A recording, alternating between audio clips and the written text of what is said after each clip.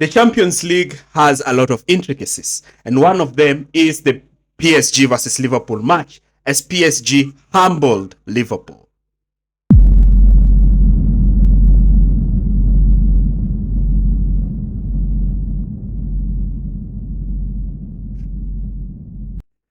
It's the second time that Luis Enrique is handing a huge defeat to another Premier League club. After beating Chelsea, we saw him now handle Liverpool.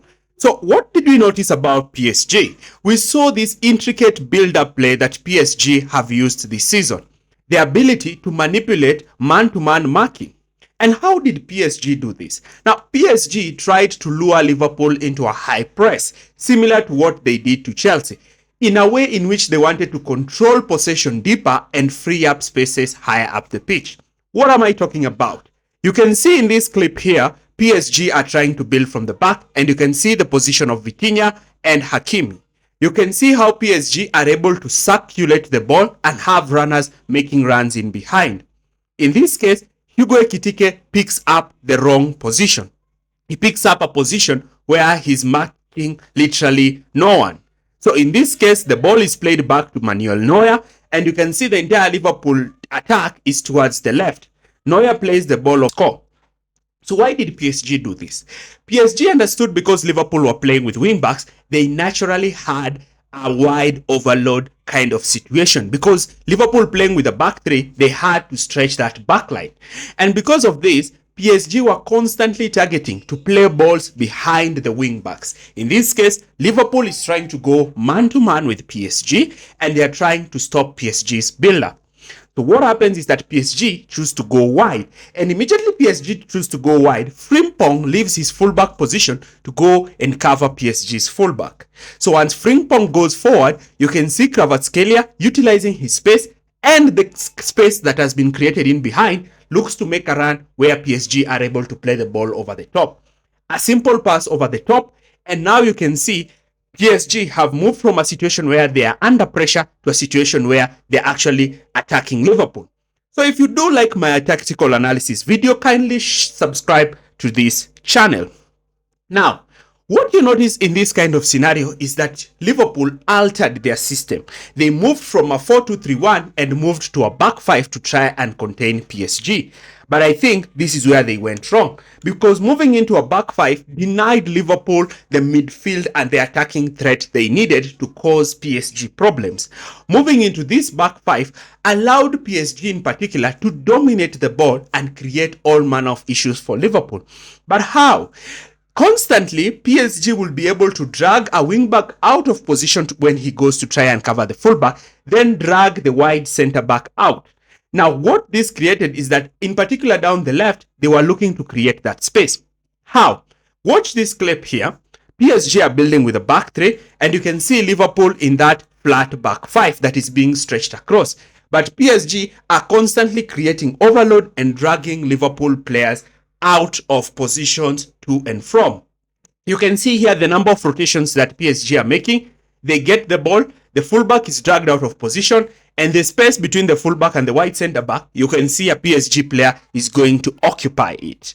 Now, once this PSG player is looking to make that run, it forces the Liverpool wide centre back to spread out. And once he spreads out, the space between the wide centre back and the central centre back, Virgil van Dijk, actually opens, allowing PSG player to actually look to get the ball, especially when the ball is played to Vitinha.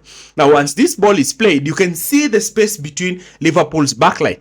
A simple pass and PSG would already cut Liverpool's back five open, because Liverpool are playing a system that they are not quite used to. So what happens in this case? You can see the kind of overload that PSG have created down the left, and the way they're actually stretching Liverpool. They are now creating a situation, PSG score a goal. And that is what PSG kept on doing, dragging Liverpool's wingbacks out of position.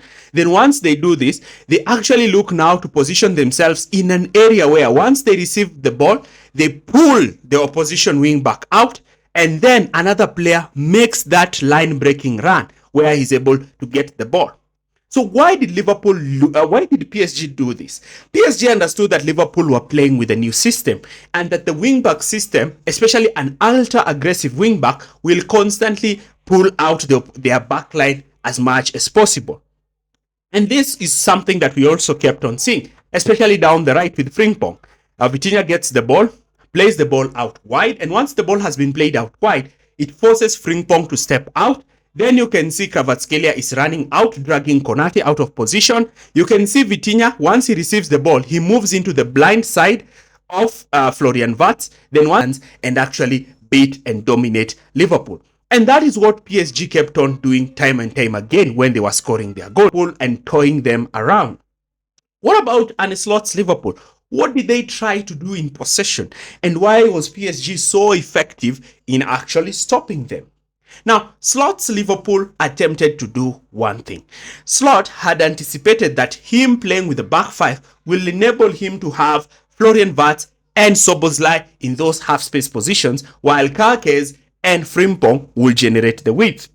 The thing here is that Frimpong can do that, but Kárkez not so much. So Liverpool were trying to do this, but PSG were much more reserved. They were sitting in that 4-5-1, while their wingers were tracking the wing backs. PSG's midfield were constantly there, ensuring that PSG do not get overloaded. And when PSG got the ball, they were looking to create triangles on either side and look to isolate Liverpool's wingback in these kinds of situations, dragging them to and fro and looking to create all manner of issues to them. So currently at the moment, PSG are 2-0 up.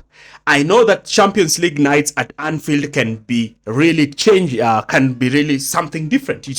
Liverpool can just turn up, or I don't know, but the tie is not quite dead. Liverpool can still go to Anfield and do something.